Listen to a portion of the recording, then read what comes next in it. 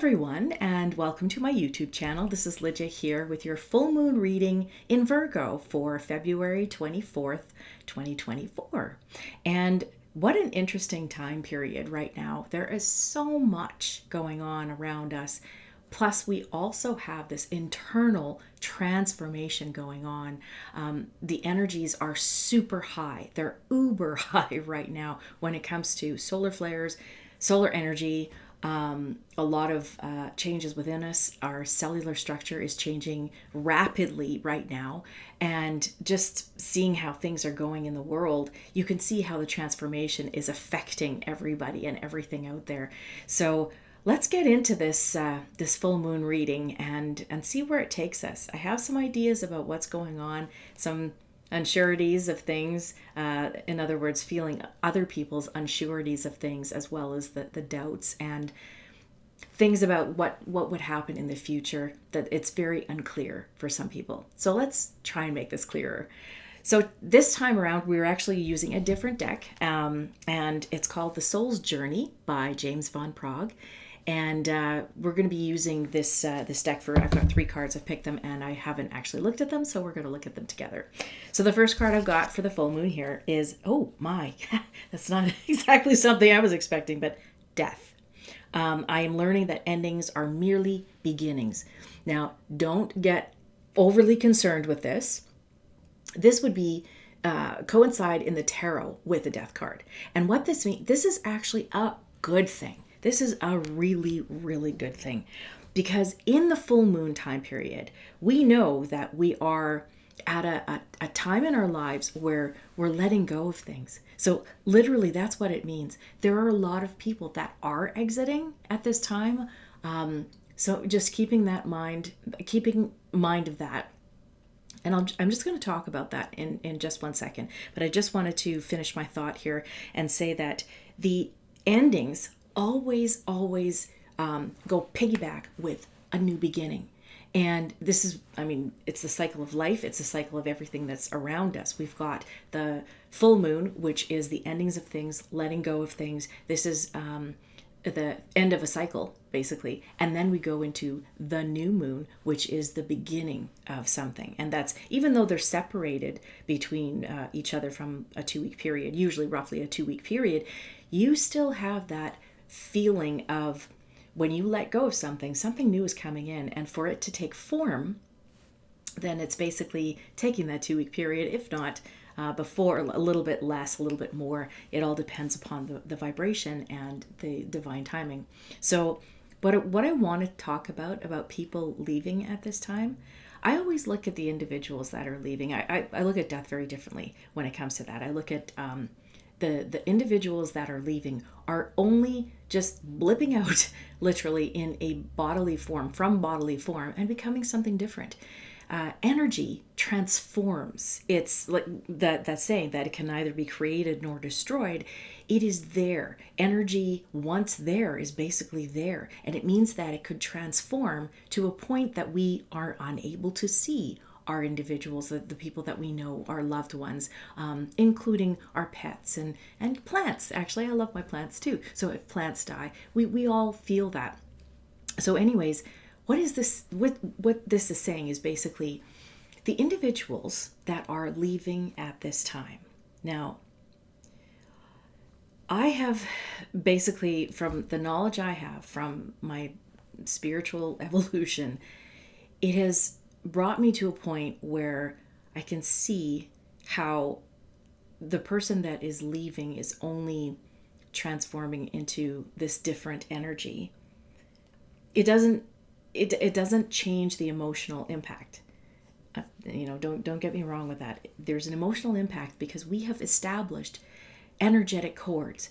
We are here in this particular realm of existence, which is very physical. And once someone crosses over, someone passes away, then that cord of existence that has been strengthened because you know them and you get to know them on this physical level is now transformed as well. It's changed. So this means that you are going to feel the emotion of grief, of loss, of, well, in some cases, devastation, because this individual has left. Plus, even if it is a child, then basically you're going to find that this child has had an imprint, an energetic imprint. So one of those things that you can look at this particular time is the fact that when someone crosses over, they are only out of our eyesight, our energetic, physically energetic existence here. But they still exist. It's just that we can't see them. So I want to make that clear. Don't think that you've actually lost someone. It's only a transformation of energies. Think of water. Okay, we've got several different types of the way that we see water. We see the liquid, we see it as a gas, and we see it as a solid.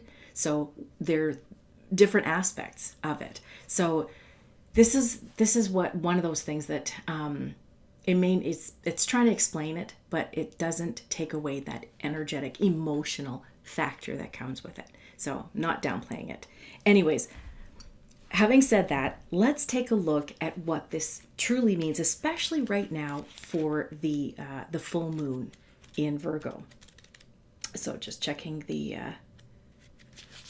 guidebook.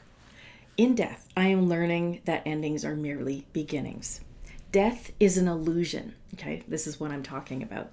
It's a fact of life that the human body we use to travel the earth must eventually stop working. It's not meant to exist forever. And that's the other thing too. Our bodies aren't meant to exist forever.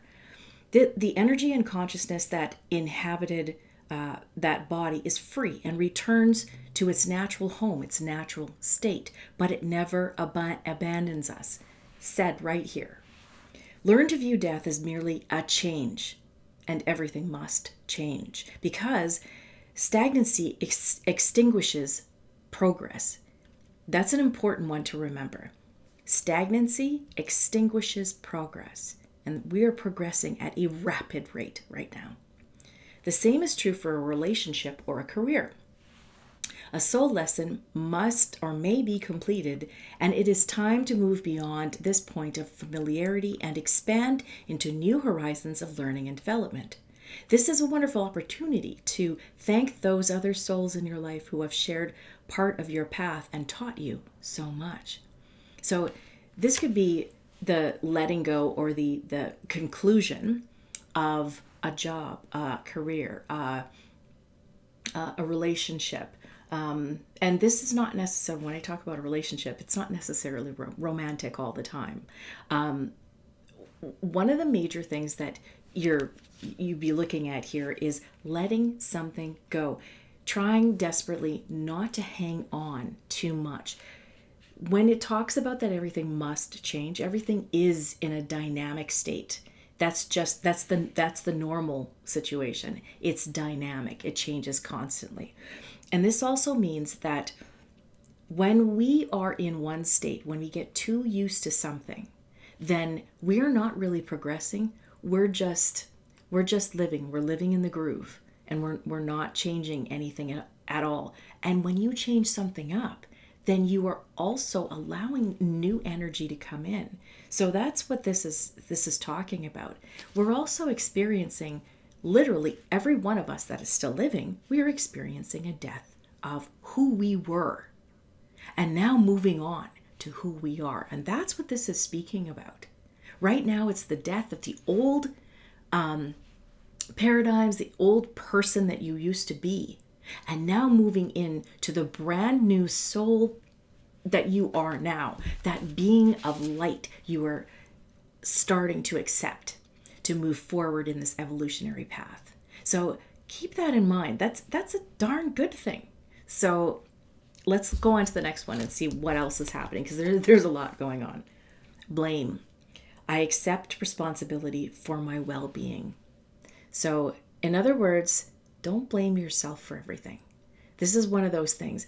And I'll tell you, I mean, we all get caught in it. That's for sure. We'll blame ourselves thinking, we could have done something better. Blame ourselves for somebody else's circumstances or situations. This is not up to you. In fact, stop blaming yourself if you are. for anything that you think you have or have not done for someone else. You cannot control someone else. And that's just the way it is. We have this extraordinary, loving, compassionate heart. Most of us. I believe all of us have this. And the fact is that when we blame ourselves, we set ourselves into a very low energetic pattern. And we could stay there. It could get us into spiraling deep down into a place where, you know, there's an abyss that goes into depression and or worse. So this is one of those things about accepting where you're at, what is happening. Do not blame yourself for going through what you're doing, because it's part of your experience in this lifetime. So I'm going to read through the book here. It is so easy to give away the power to transform your life. Certainly, there have been people along your path who have shaped you into who you are today, but you are solely responsible for your own happiness. The ego can be a very fragile thing, and if it comes under fire, the first instinct is to blame an outside force. Victim consciousness weakens the connection that you have to your soul source. This mindset says, I don't have the power inside myself to break free because someone else's power is stronger. And that's when you disempower yourself. This is an illusion, another illusion here.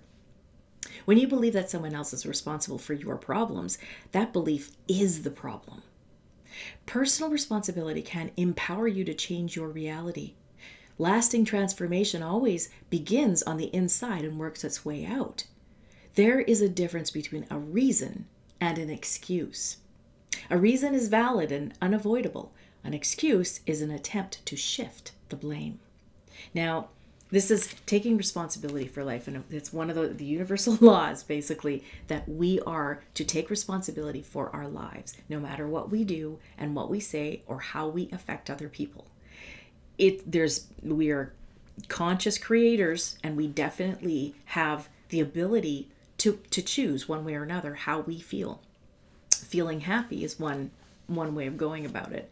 So to blame ourselves or to blame something else when we should be the ones taking responsibility of how we've handled a particular situation, or disempowering ourselves by thinking someone else has the power, doesn't do us any justice.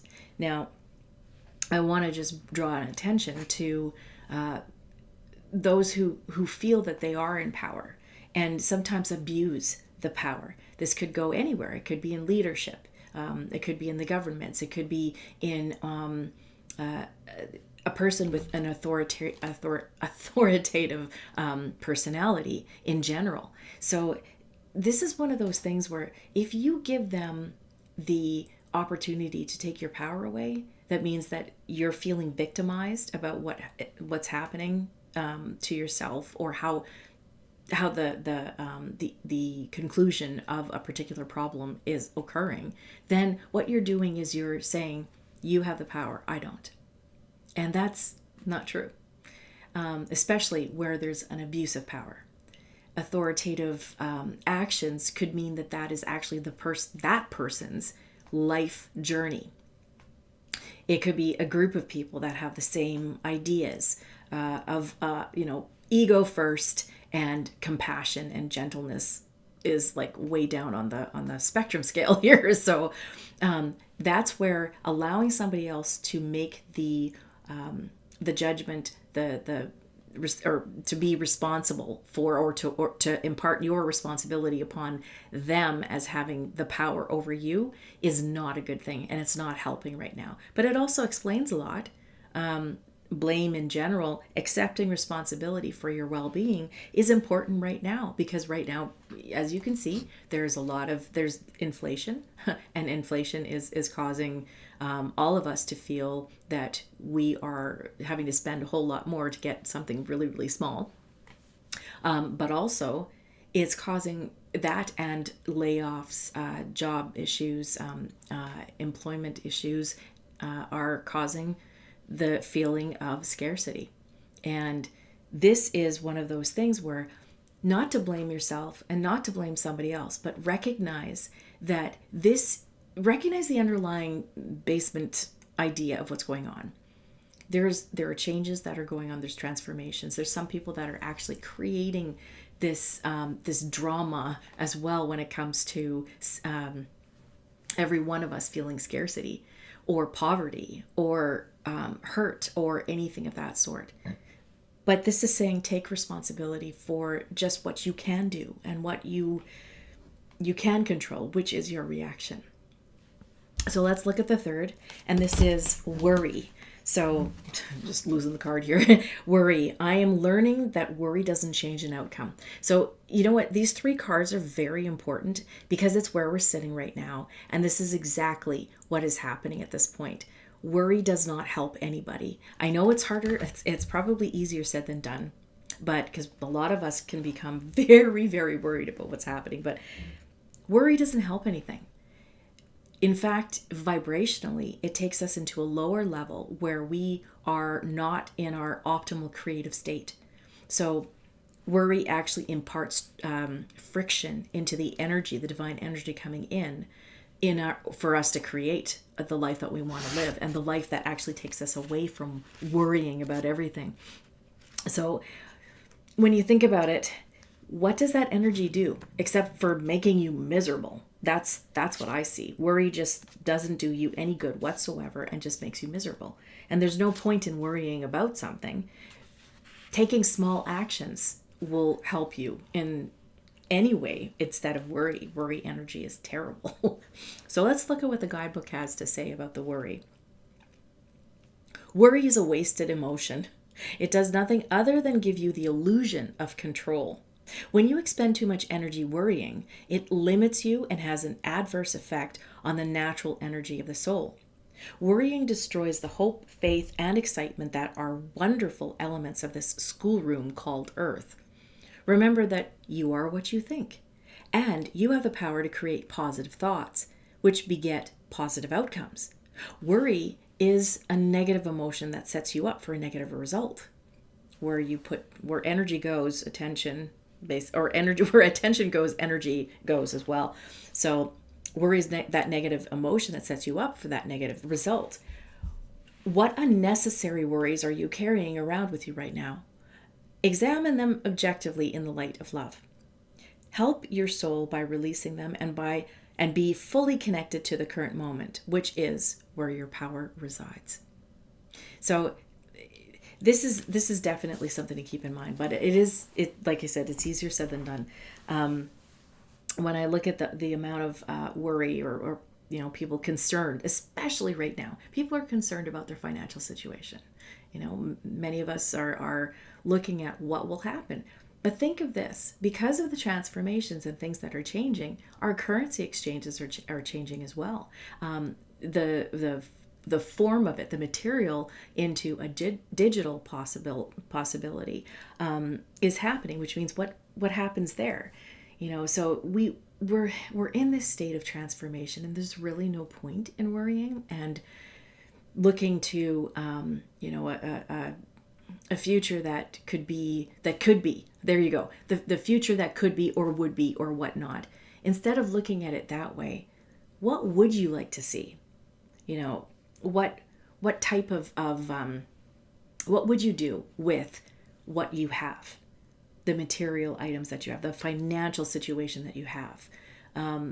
How, looking at it and analyzing it, is it something that is sustainable? Is it a type of like if you wanted to win a lottery, because there was at one time I wanted to win a lottery. Who doesn't, right? But what's the point now? For me, I'm just ready to, do whatever I need to help other people. And I certainly hope that that's what I'm doing for you guys as well. So anyways, let's look at this together, because I believe that this reading is very important, especially for this particular moon. We have death, learning that endings are merely beginnings, and we are in this state right now, figuratively and exactly because of the full moon. It is the ending of one particular cycle. So being open to what is coming to you, new opportunities, letting go of things that no longer serve you at this time, because you are evolving in such a huge capacity. Then we look at ourselves at blame, basically accepting the responsibility for your well-being as well, because there's no point in blaming other people for where you're at. Only be concerned about where you're at right now and how you can make things better for you and your family. Then worry. Of course, worry kind of trumps everything. And if you look at this as like a sort of a past, present, future look of things, we are letting go as a collective. The death part, we are letting go of a past that we don't need anymore, and that was just completely full of errors. And now, when it comes to at this particular time period, we're blaming others. We're blaming our leaders. We're blaming individuals that are supposedly in control for a lot of things that are happening around the world. And in this case, not to shed blame, toward ourselves, sorry, but also just, where do you want your energy to go? Do you want it to go into something with, better energy that brings in something good for yourself and for the good of all? And, why would you want to worry about that for the future? So that, again, if we look at that as a future energy, worry doesn't help us at all. But allowing for creativity, like imagination, take that worry and get rid of it, and basically use your imagination to create that reality. We have energy in our imagination, and we definitely can imagine and create the world that we're wanting to see, especially after the death of it goes away. So what do we want to see? Letting go of as we transition into something. So now this is like a story. It basically allows us to create that which we really want to see. And why is this coming up right now? Because these energies are huge. It's getting more and more apparent that these energies are really affecting us, and what we do with the energy, what we're thinking about, the whole the changes that are going on, the transformations that are going on within us are also creating what is going on the outside. The chaos and it's a good chaos that's going on within us, is creating some chaos on the outside because of how we are sending our emotions. What are we reacting to? And as we react, it creates that blame. It creates a disempowering situation. So how do we want to take our power back? Well, one of the first things is take responsibility and basically say, okay, I want to make something happen within my life, and I want to make it help others as well, because right now it's not only about the good for yourself, it's the good of all as well. So anyways, the worry doesn't help either. Worrying about the future and worrying about things that might be happening in the near future at all, there's no point in it. It is a wasted emotion. Looking to something is much better. So I hope this reading helps. It's got lots of layers going on here, so I hope it does help. And if you're interested, I would love you to like this video and subscribe to the channel for more coming up. And I'm thinking of doing a few different series to also explain some of the things that are going on at this time too. But in that regard, I also have a free newsletter on my website if you sign up. That's takebackyourpower.live or live. And what you do is, if you sign up for the newsletter, every week I send out a channeled message and or card reading for the week. So it gives you a little bit of an insight of what's coming up and maybe how to structure your week. So hopefully you will be able to do that, because it does, if you're in need of help as well. I think a lot of people are really looking for some answers. So in any case, I hope you have a wonderful full moon, keeping in mind that this is the end of something, and now use your imagination to bring something wonderful back into your life. Thanks again for watching, and bye for now.